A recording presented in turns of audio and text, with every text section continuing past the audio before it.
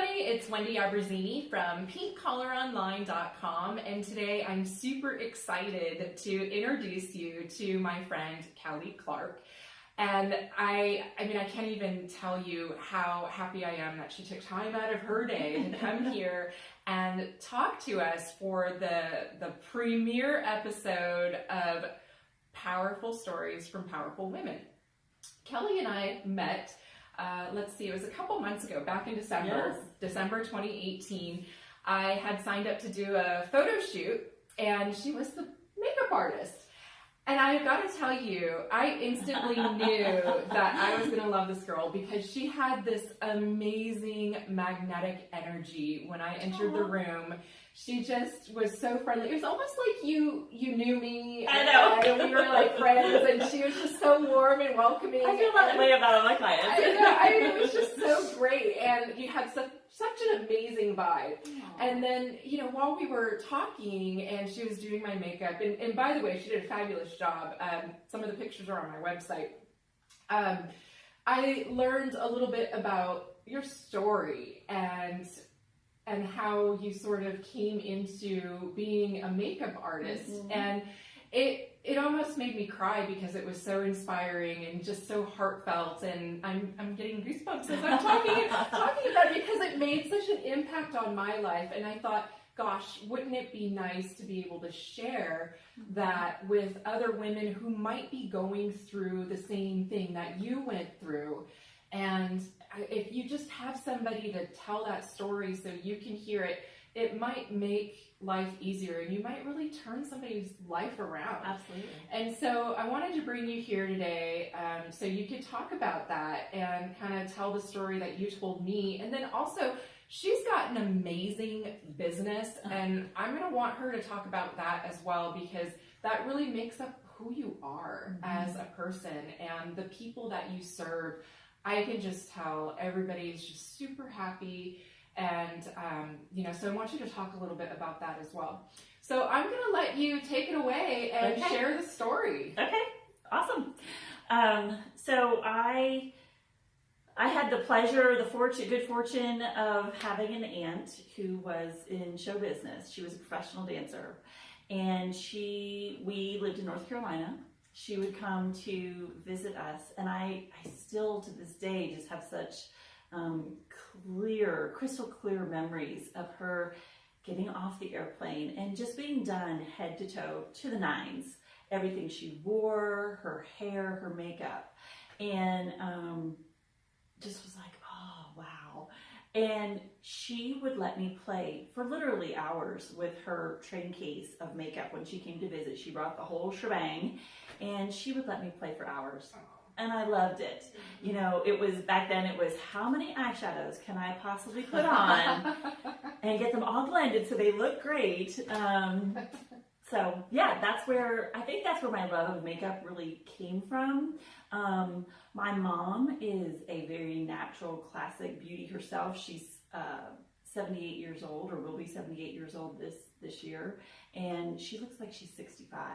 And she's always taken very good care of herself, so that's been very inspiring too. Mm-hmm. But years ago, 35 plus years ago, when I was in high school, you didn't go to cosmetology school. Cosmetology school, sadly, had a stereotype of those were the girls who couldn't do anything else. Mm-hmm. They couldn't go to college. They were on a certain track. And so it never occurred to me that could possibly be a profession. And so after high school, I went to college and was really pretty miserable. Mm-hmm. Taking the classes. I was a business admin major. Okay. And 2 years into it, dropped out. Yeah. And found myself living in Southern California. Mm-hmm. And I started in a beauty supply store, and that was fun, and it was great, and met some very cool people. And then I started working in a little hair salon, mm-hmm. and it had the hair and it had makeup.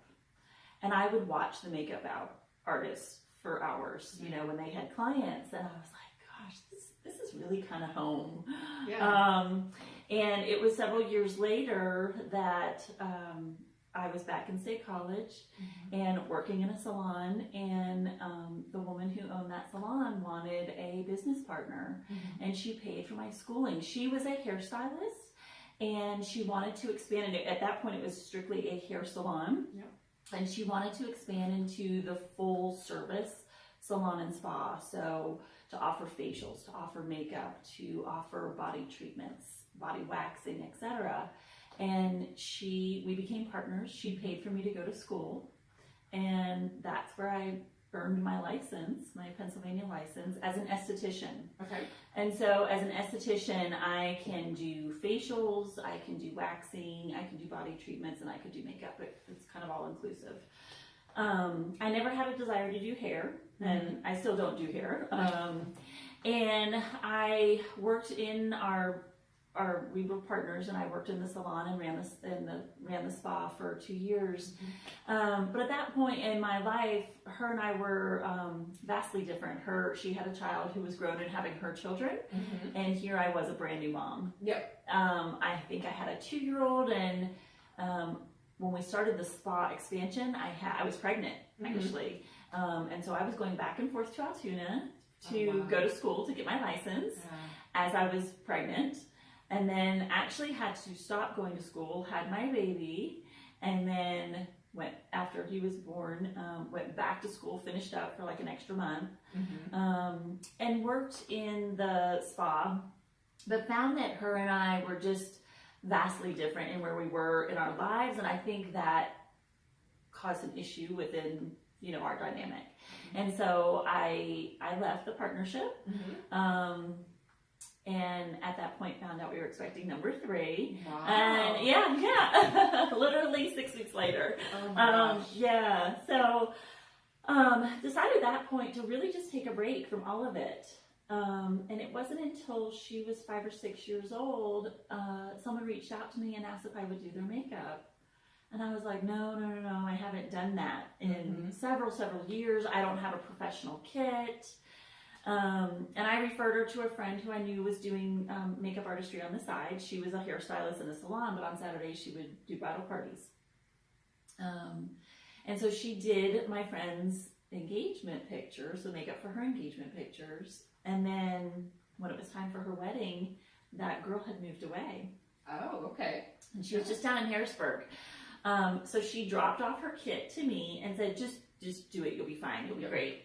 And so I did her bridal party of 9 people, and you were talking about you get goosebumps. I get goosebumps now thinking back, because that was my very first bridal party, and I remember walking out of the salon I did it at thinking, this is it. This is it. This is what I'm meant to do. And in the interim between having my daughter, our last child, and doing that bridal party, I had gone back to work, and I was doing facials part-time in a wonderful salon and spa here in State College, who I really loved working for them. They were completely flexible with my schedule, and that was a very huge thing to me. At that point I still had kind of young children and wanted to be still a mom, but also knew that it was probably time for me to go back to work, to fill kind of a little void there within me. But literally overnight, my makeup artistry business took off, and I had grown, not tired of being in the treatment room, but it's very dark when you're giving a facial. It's dark. It's very slow moving music, and I think I wanted something different. Right. And so the opportunity to become a makeup artist, or really focus on that alone, just kind of flourished within me. And so from there, literally overnight that year, I did 3 brides, and the next year I did 40 plus. Wow. I mean, that's crazy. Yeah. And I love your story, because you've got so many different elements in there, from really trying to, you found the interest as a young child, but then fighting the stigma of cosmetology, going to school, because that's kind of what you did, and you were expected to do. You got to go to college, and I myself didn't go to college right away when I graduated high school because I didn't know what I wanted to do. Sure. And, you know, it's very confusing sometimes, but, you know, you recognize that in yourself, and you sort of built this career over time doing different things. And it was a woman who helped you get your schooling Absolutely. done, which is also kind of nice because women supporting women is Absolutely. an amazing thing to be a part of. But also being the mom and, you know, the mompreneur. And I mean, it's not easy being a mom and having to hustle and, you know, make Right. time in your life for family and career. And I think a lot of women struggle for that because there are a lot of women that, you know, maybe they have a 10-year gap in their employment history because they were managing their family. I did. Yeah, and you know, and that's hard because I have people come to me and say, gosh, I haven't been in the workforce for 10 years. Sure. I don't have any skills. I don't know what I want to do, but you know, my kids are in school full time. I'm kind of anxious. I want to get back out there, earn my own money, and you know, but what do I do when I don't have a work history in a Sure. gap?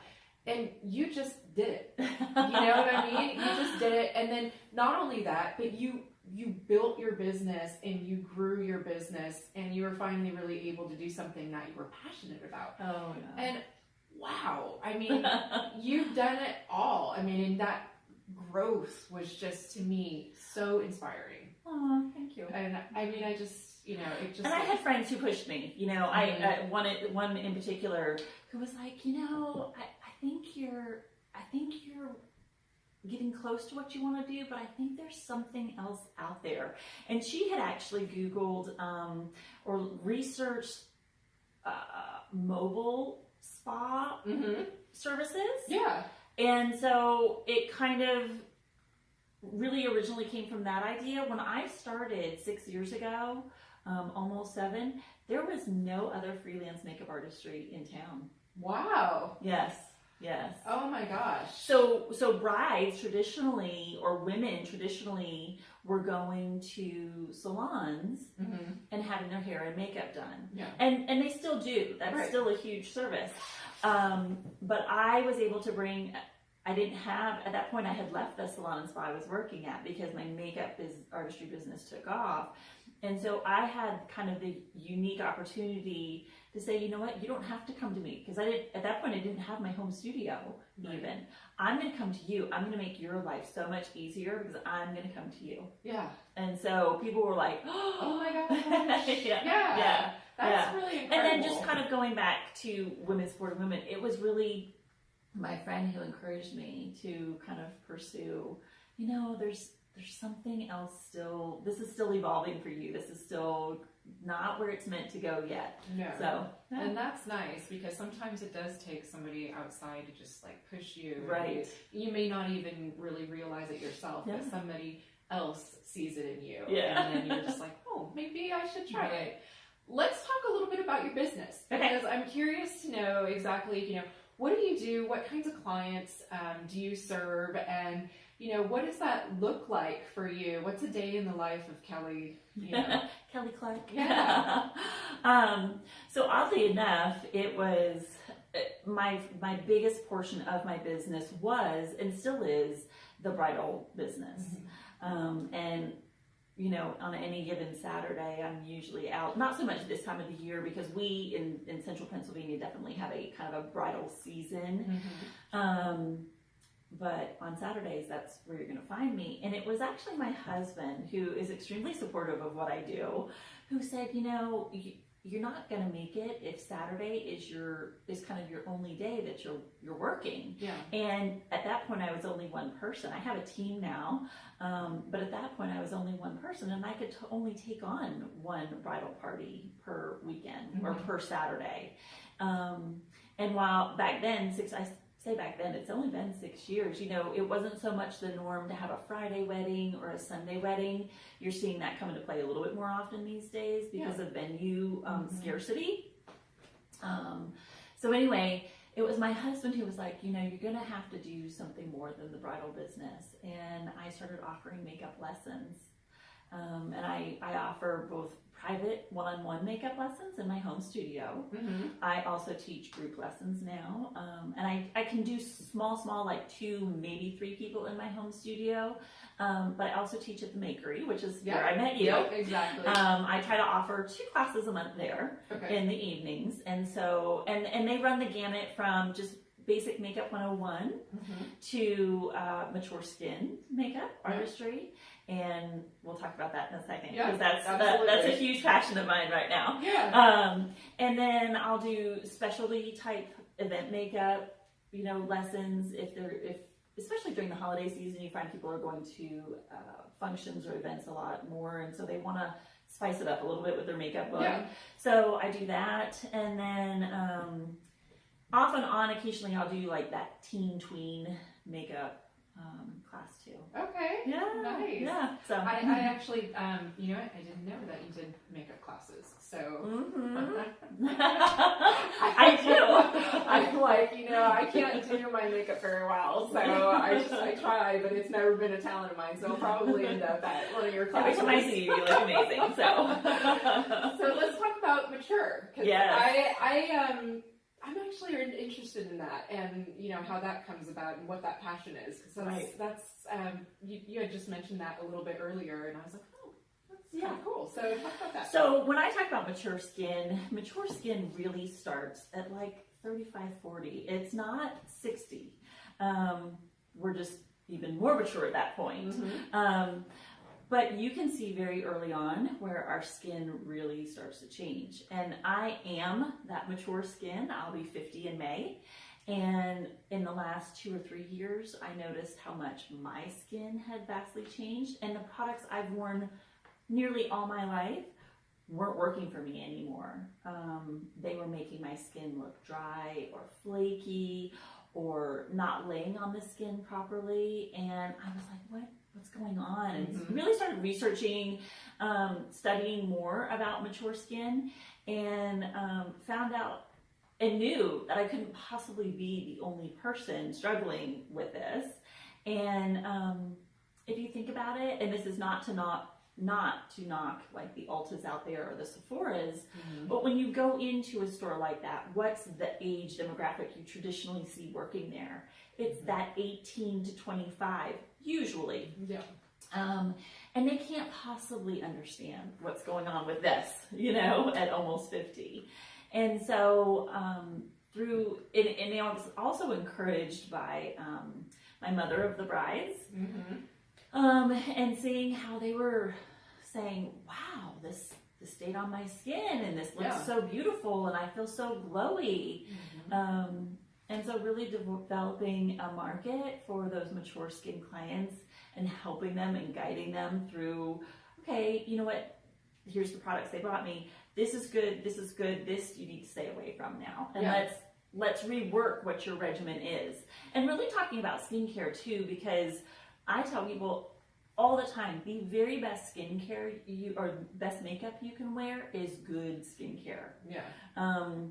It's not just about makeup, and while I don't practice facials anymore, my love is in skincare.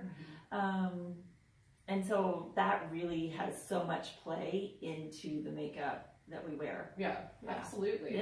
And I found a nice skincare program that I really like, and I will say it's made a difference as well. And you talked about your skin changing around age 35, and it's like, that's kind of neat. And I'll be honest, like, I hate admitting this kind of stuff, but last December or November, something like that, from last year, I found out for the first time that I have an age spot.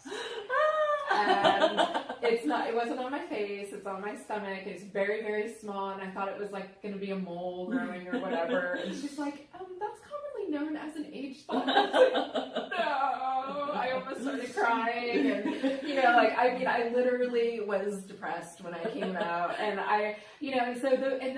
the other thing that I think about too, personally with my skin is, you know, when I was in my 20s, and, you know, even still now, I deal with it a little bit. I suffered from headaches daily and migraines in my 20s. And I mean, literally just every single day.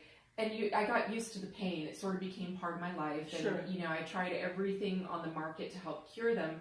But nothing ever helped really. And I started to visibly notice it in my forehead because my head hurts so bad all the time that I was constantly, so I have, wrinkles here and on my forehead from that, because my head was always in that position, and Right. I didn't notice it at the time, but you're 20, but it affected me. I started seeing it more, as I approached 30, and Sure. I was like, oh gosh, and that was sort of humbling as well, because I would much rather have smile lines than I have wrinkles, those. than wrinkles on my forehead. But I mean, it does affect you, and I never had a skincare program in my 20s, and so that sort of was like a mark for me, and it's something I still sort of think about. Right.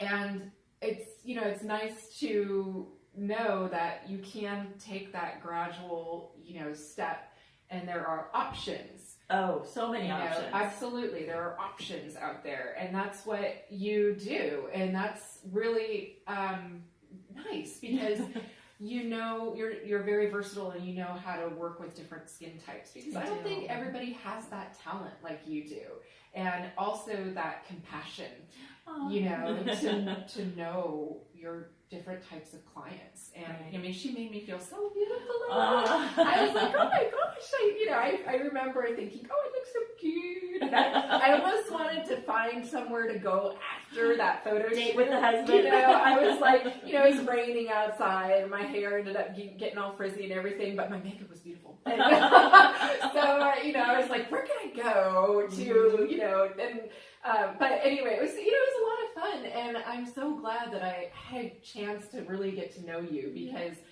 you just have so much to offer, and you are so inspiring, and especially to even some of our younger women who are out there maybe thinking about what their career is going to be, or some folks who are in their careers currently, but they're just not passionate, not satisfied. Right. Yeah. Right. And it's like, life is too short. Yeah, life is too short. And here you did it. Yeah.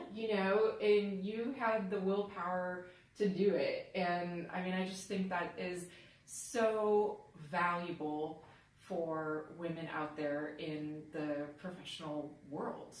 I think we've all been there at some point, and some of us don't do anything about it, and some of us do. And you just were that living example. So thank you so much for sharing your story with us today. I mean, I enjoyed this. I'm so excited that you're coming over, and I was so nervous too, because I was thinking, oh my gosh, this is, going to be so amazing, and I can't wait to share your story with everybody out there. I'm glad I could share it. I feel so honored. Absolutely. And I'm going to put her contact information out there too, so you can make sure to follow her on Instagram, follow her Facebook page, so all your social media stuff, because I'm sure you've got a lot of great tips and things to share with your followers. So, well, thank you so much.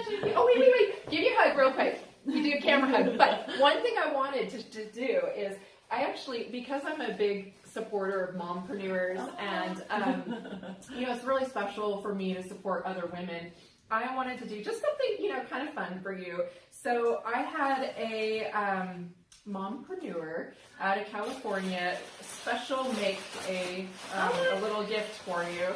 And she does some amazing work, and so it's a little pink collar on line glitter mug. Oh, I love it. I figured that when you're working it in your business, you could always use some coffee or water or something like that. And she does a great job, and I just was like, oh, I wonder if that would. I mean, she just does beautiful work. Her name's Kathy Manentum, and she's doing some special orders for me. That's awesome. I was so excited. So I thought you might love that. I love it. I love it. I want to tell you one more thing that just happened to me the other day. I was actually somewhere getting my nails done, and a woman who I know, I've known her for years, our daughters danced together at one point. she approached me. Her daughter has, because she's a dancer, a competitive dancer, she's always had to do her makeup. Mm-hmm. And she, through having to do her makeup to be on stage, she really has developed a passion for it. Mm-hmm. And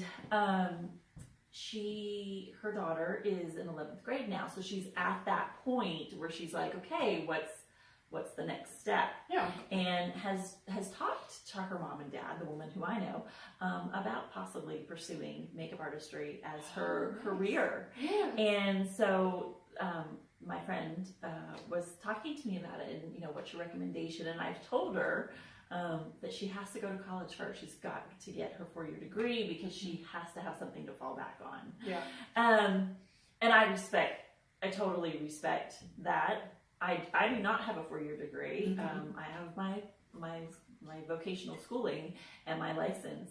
And I commend them for making her, and I don't think they're forcing her by any means, but then giving her the latitude when she's done with that to go pursue her passion. Right. I think that's awesome. Yeah. And so she's going to do that. She's going to apply to college. She's going to get a degree, and then she's already started looking into makeup academies. And That's awesome. It is. And yeah. so I felt so touched that the mom asked me Sure. about it. Yeah. Because I was that girl. Yeah. I was that girl. Absolutely. And you reached out to the people who, Yeah. have been in that situation and can give you that advice, which is, what Pink Collar Online is all about, to build that community of women who can, even if you're strangers, just reach out and say, hey, what's your recommendation? Here's my situation. And as women, I think that's a really important component for us to have in our professional and personal life. So that's amazing. Thank you for coming today. I really thank appreciate you for having me. Yeah. And I will be posting this video on social media because I think it's a great story to share. So thanks everybody for watching, and we will see you next time. Bye.